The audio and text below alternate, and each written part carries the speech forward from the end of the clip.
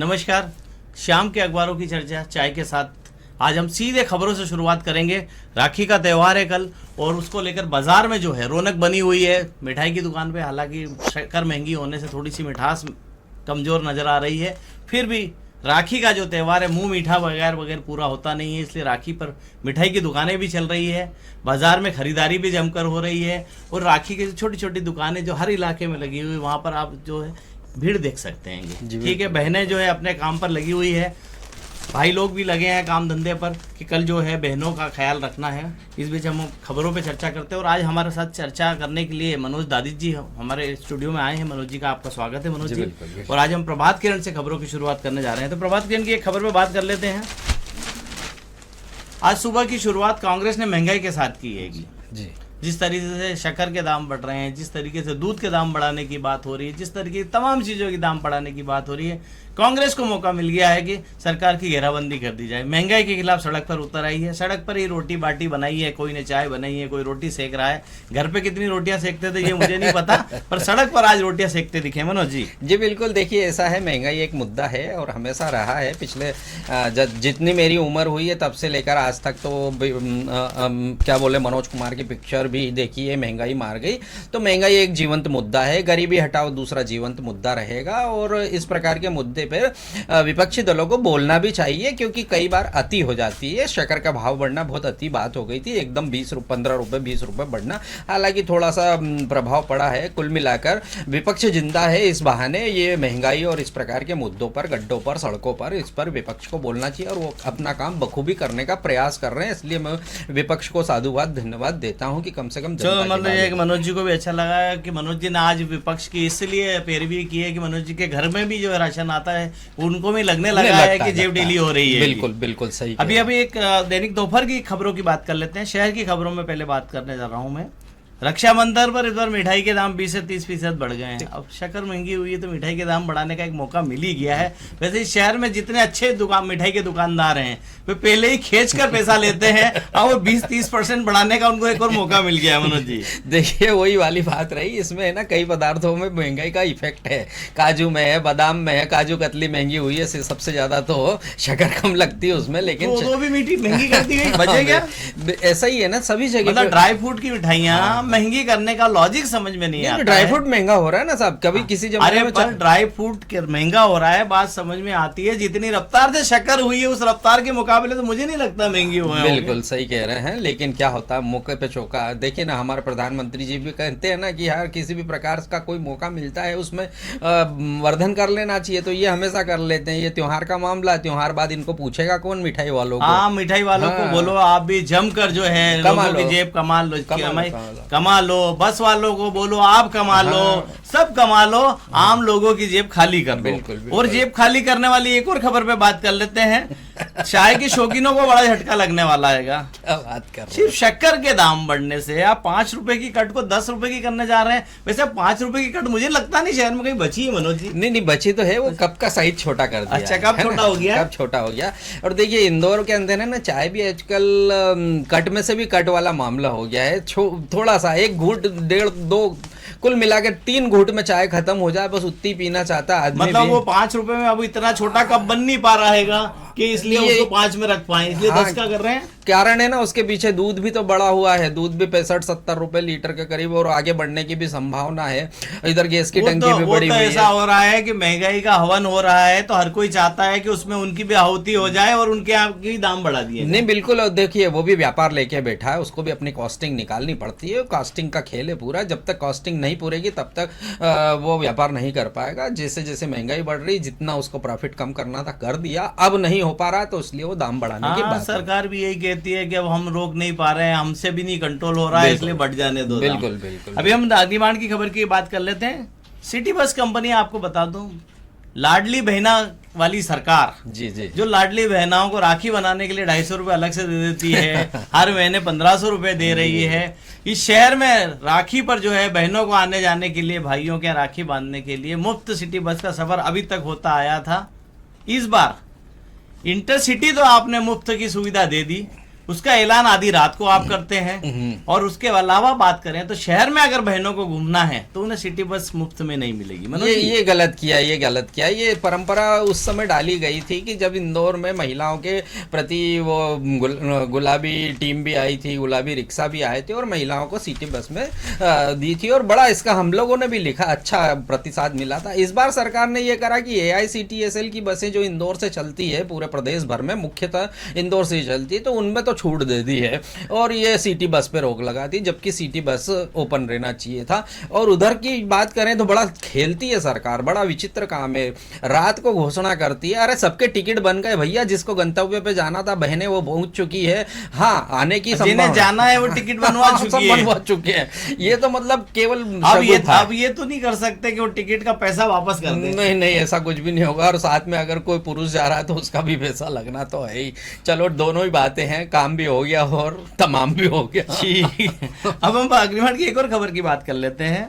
Traffic police इस शहर में जो करे वो कम है। इसका उदाहरण है मधुमिलन चौराहा। उसके बाद में आपने रामबाग चौराहे को बड़ा बेहतर किया, ट्रैफिक के लिए बैरिकेटिंग रख के। आप पता नहीं क्या करना चाह रहे हैं, किसी को समझ में नहीं आया। यहाँ से आपका मन नहीं भरा था, आज आप सुबह पंडितनाथ चौराहे पे उतर गए।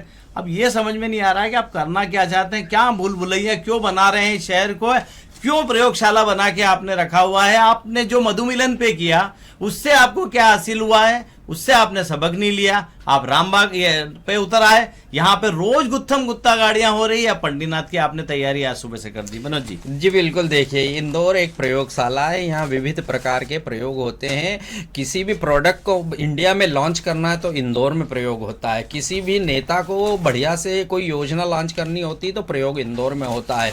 और यातायात में तो कुल जमा 500 लोग हैं, वो सारा प्रयोग इस शहर पे ही करते हैं। कहीं भी कुछ भी करने का, प्रयोग करने का इंदौर एक अड्डा बन चुका है। जैसा कि आपने बताया पंडितनाथ पे है, वहाँ गोल गोल घूम के जाना पड़ेगा। हाँ कह सकते हैं ये लोग कि हमने त्योहार के लिए किया है, लेकिन इस शहर के यातायात को सुधारने का प्रयास कभी नहीं किया गया है। छोटी छोटी रोटरियां बनाना जरूरी है। कोई सिग्नल लगाने से ये नगर निगम रामबाग जहाँ की आप बात कर रहे हैं वहाँ पे सिग्नल लगाने से समस्या हल नहीं हुई है, बल्कि और जाम लगने लगा है। एक छोटी रोटरी बना देते जो चारों तरफ से दिखती, सब एक दूसरे को आंखों ही आंखों में देख करके पिछले कई वर्षों से निकल रहे हैं। लेकिन नहीं, हम प्रयोग करेंगे। प्रयोग करने में क्या होता है, पैसा आता और किसी पर्टिकुलर ठेकेदार को जाता। मेरा सीधा आरोप है ये प्रयोगशाला के अंतर्गत पैसे का दुरुपयोग होता है।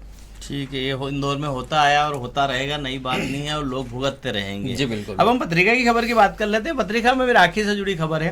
राखी और जन्माष्टमी पर स्कूल में कार्यक्रम करने का फरमान जारी कर दिया है। अब बच्चे राखी घर पे मनाएं कि स्कूल जाएं, ये बात समझ में नहीं आ रही। मनोज जी देखिए साहब, अब नई शिक्षा नीति की बात की जाए तो उसके अंदर है ना एक्स्ट्रा करिकुलम पे जोर दिया जा रहा है, और मैं देख रहा हूँ पिछले 1-2 वर्षों से इस पर काम भी हो रहा है। तो जो बच्चों के अंदर प्रतिभा है उसके विकास के लिए इस प्रकार की रक्षाबंधन पर राखी बनाओ या जन्माष्टमी पर कृष्ण सजाओ या अन्य प्रकार की कई गतिविधियां जो धीरे धीरे समाप्त हो चुकी थी वो फिर से उभारने का प्रयास है। पहली बात तो ये रही।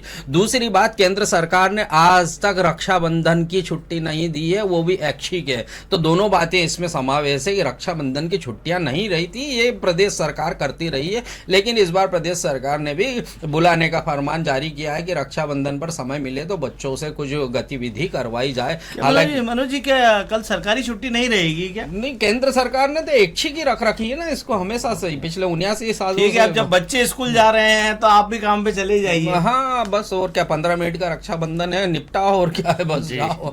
अभी देख ऊपर की खबरों, देश दुनिया की खबरों पे हम बात कर लेते हैं। पहले पन्ने की कुछ खबरें ऐसी है जो दिल दहला देने वाली खबरें बात कर लेते हैं। नेपाल में मौत का तांडव मचाएगा, लाशों का अंबार लग गया। मनोज जी, ये प्रकृति के साथ खिलवाड़ का नतीजा मुझे नजर बिल्कुल आ रहा है। बिल्कुल, प्रकृति अपने आप में कहीं न कहीं कोई न कोई एडजस्टमेंट कर लेती है। हमने कोरोना काल भी देखा, उसके पहले भुज का भूकंप भी 2000 का देखा है। ऐसे कई भूकंप, और अमेरिका में तो लगातार चक्रवात आते रहते हैं।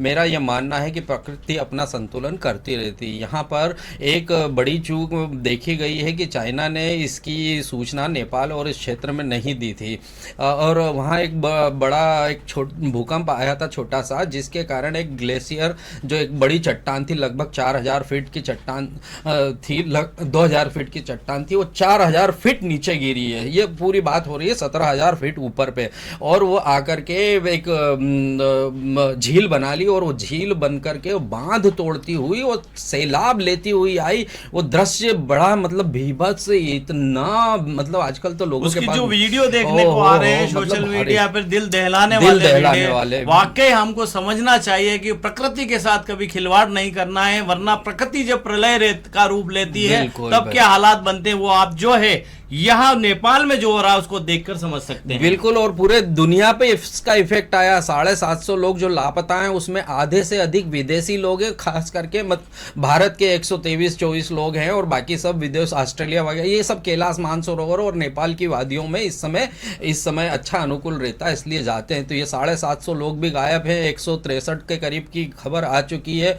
और मकान और सड़कें तो और पुल, और 45 पुल तबाह हो चुके हैं, लगभग 15 इनके ट्रांसफार्मर जिसको बिजली उत्पादन होता है वो तबाह, मतलब एक प्रकार से बड़ा चुका है। और कुल मिला के नेपाल को इस त्रासदी से उभरने में बहुत लंबा समय लगेगा, बहुत लंबा। अब बात कर लेते हैं एक और खबर पर, जो आपके समय मुझे लगता है कि इस खबर पर बात इसलिए की जानी चाहिए कि इसको लेकर लंबे समय से बात होती आई है।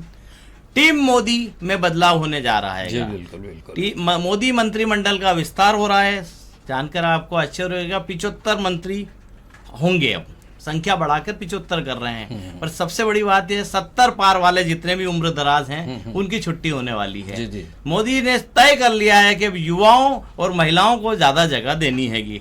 इसके अंदर भी किन्हें ज्यादा जगह मिल रही वो भी आप समझ लीजिए। भाजपा के जो जुड़े नेता है, सांसद है, उन्हें जगह नहीं मिलेगी। इसमें उन्हें जगह मिलेगी जो दल बदल कर या मोदी के प्रेम में जो है टूट टूट कर दूसरे दल से आए हैं, उन्हें मंत्री बनाया जाएगा। अगले साल होने वाले चुनाव को भी ध्यान रखा जा रहा है, वहां से भी मंत्री बनाए जाएंगे। सबका विकास सबका साथ चाहिए ना भैया, उनका तो खुद का मोटो है। कोई ऐसे ही सबका साथ सबका विकास होगा। बिल्कुल सही बात है। अभी एक महंगाई की ओर बात कर लेते हैं। चावल महंगा होने जा रहा है, 15% कीमतों में उछाल आ गया है। महंगी दाल और प्याज पहले ही जो है केंद्र सरकार को परेशान करे हुए है। शक्कर पर जैसे तैसे 2-4 रुपए का कंट्रोल किया है। कुल मिलाकर देखा जाए तो ये अभी जो समय इस देश में जो चल रहा है उसमें सरकार को सूझ नहीं रहा है कि शक्कर को भागती है, और शक्कर को पकड़ते हैं तो दाल दौड़ने लग जाती है, दाल को पकड़ते हैं तो चावल दौड़ने लग जाता है। कुछ समझ में नहीं आ रहा, और प्याज जो है वो रुला रहेगा। नहीं, बिल्कुल सही कह रहे हैं आप कि एक तो मानसून का प्रभाव पड़ा है। हमने पिछले लगभग 1 महीने पहले यहीं पर बैठकर ये बात की थी कि इस बार महाराष्ट्र की और साउथ की फसलों पर इफेक्ट पड़ेगा, और वो चावल पे इफेक्ट आ गया। यही इफेक्ट हमारे शक्कर के मामले में आया कि कुछ इथेनॉल बनाने में उपयोग में ले लिया गया और कुछ जमाखोरी में हुआ। कुल मिलाकर के सरकार के नियंत्रण से बाहर की बातें हो चुकी है। अब आयात करिए और वो करिए, कितने ही सालों से हमारा आयात रुका हुआ था इन बातों पे, अब आयात करना भी पड़ेगा। कुल जमा ये है कि आने वाली दीपावली के समय आपको अपनी जेब और हल्की करनी पड़ेगी। इस मतलब बात कर लें कि राखी पर आपने 25% हल्की करी है, तो आप रुपया हल्का करने के लिए तैयार रहिएगा। दिवाली पर तो इस बार की दिवाली मुझे ऐसा लगता है बिल्कुल दिवाला वाली दिवाली आने वाली दिखाई दे रही है, जिस तरीके से महंगाई भाग रही है। तो ये तो थी देश दुनिया और शहर से जुड़ी खबरें जिस पर हम लोग आपके बीच चर्चा की। मनोज दादी जी ने उसका विश्लेषण करके बताया। इसी तरह हमारे प्रोग्राम में हमारे साथ बनी रहिए, और हमें हमारे प्रोग्राम के व्यूअर्स को आप आगे बढ़ाते रहिए। अपने मिलने जुलने वालों तक जो है लिंक पहुंचाइए। धन्यवाद।